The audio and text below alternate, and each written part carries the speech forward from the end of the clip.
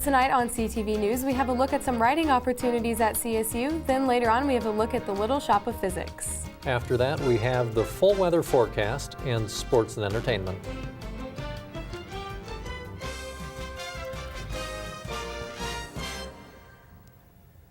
Good evening, and thanks for tuning in to CTV News. I'm Willis Scott. And I'm Marla Lundak. Here's what you might have missed today.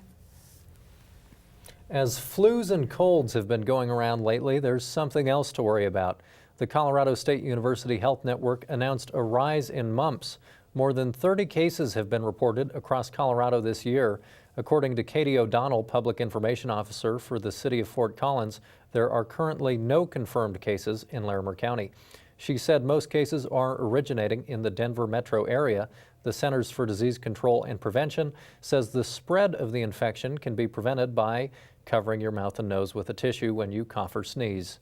If you don't have a tissue, they suggest you cough or sneeze into your sleeve or elbow, not your hands, which is also common courtesy. They say wash your hands often, avoid sharing drinks, and disinfect surfaces such as toys, doorknobs, tables, and counters to help keep you healthy. The CSU Health Network urges anyone experiencing swelling around the ears or neck to visit their health care provider. If students are in need of updated vaccinations, they can contact the CSU Health Network Immunizations Department at 970-491-7121. Over 300 Coloradoans participated in the 2017 LGBTQ Lobby Day, organized by the nonprofit organization One Colorado in Denver Monday morning.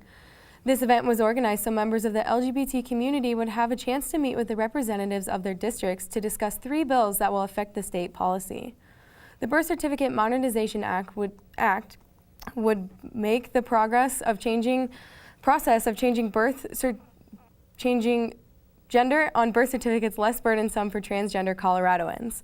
As of right now, the policy states that you must undergo surgery and stand before a judge before the birth certificate is updated. One community member from Fort Collins advocated for the legislation because she is concerned that her transgender daughter's birth certificate will cause problems for her in the future because it states that she is male. One of the other bills prohibiting conversion therapy will prohibit state-licensed mental health care providers from practicing conversion therapy on minors in the state of Colorado. The third piece of legislation concerning bias-motivated harassment will add LGBTQ to Colorado's existing bias-motivated harassment statute. The statute currently does not include physical or mental disabilities, sexual orientation, or transgender status. The Fort Collins community members wanted to meet with their representative, Joan Gino. She was unable to meet with the group Monday. However, they were able to meet with Clinton Fye, a representative from her office. CSU's Little Shop of Physics continues to draw major interest from the Fort Collins community. 8,500 people attended their 26th annual open house in the Laurie Student Center last Saturday. Students from in Platteville, Colorado, traveled 40 miles to see the open house. They shared their favorite parts of the day. Shooting the rings, how the steam creates those rings. Kids played with the 300 science demonstrations in different themed rooms, including The dark room, you got to see stuff that was in the dark.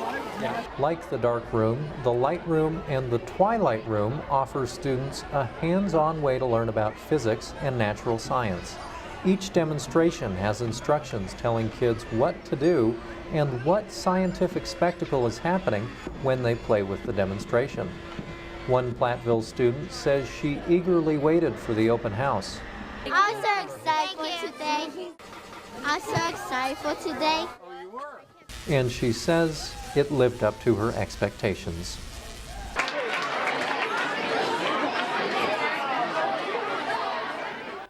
Kids and parents watched demonstrations like the one you just saw, where static electricity from a Tesla coil lit up light bulbs. Another demonstration showed how liquid nitrogen can make ice cream almost instantly. Our cooking show reporter Bo Rainey will tell you more about that in the next installment of CTV Cooks on Wednesday, March 23rd. It's a ways out, but you can mark your calendars now. It's getting to be that time in the semester when midterms and final thesis statements are among us. Yet all we want to do is procrastinate until the last minute. However, one program at CSU is helping graduate and faculty members keep their writing and work going with enough momentum to get them through these final months of the semester.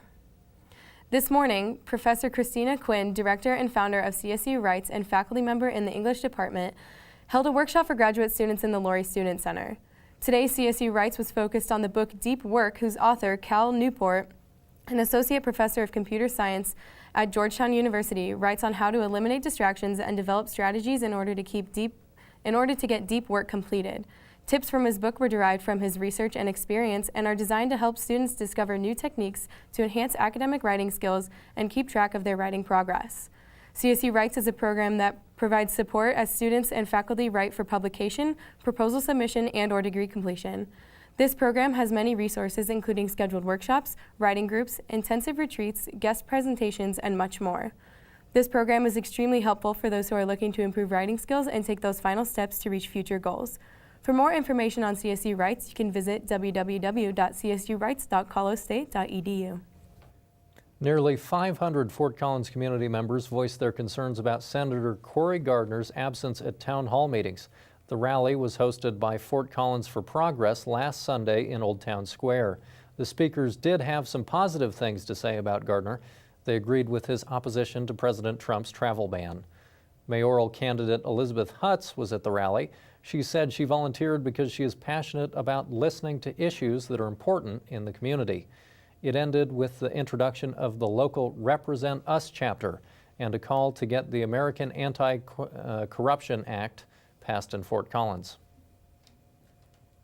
In a recent survey, around 10 to 15% of students attending CSU feel food insecure. To combat this issue, Associated Students of Colorado State University and SLICE are partnering with the Larimer County Food Bank to bring a mobile food bank to campus starting in March. On certain days in the months of March, April, and May, the mobile food bank will be parked outside of Sherwood Forest. Anybody with a valid CSU ID can access the food in the truck and take up to 50 pounds of food home. According to the United States Department of Agriculture, food insecurity is the limited or uncertain availability of nutritionally adequate and safe foods, or the limited uncertain ability to acquire acceptable foods in socially acceptable ways. There are other CSU programs that combat food insecurity, such as Rams Against Hunger. The program allows food insecure students the opportunity to obtain a certain amount of meal swipes to use throughout the year. It's great seeing the community come together and help out, don't you think, Willis? I really do. I think this is good for obviously the people that contribute and then again for the people who benefit from it. Yeah, I think it's a great thing that Colorado State is doing this. I think it's really helpful for those students who are feeling food insecure, and that's a good step that CSU is taking. Mm-hmm. Absolutely. Well, that will wrap it up for news, but Sierra Symes is next with the full weather forecast. Then later on we have sports and entertainment.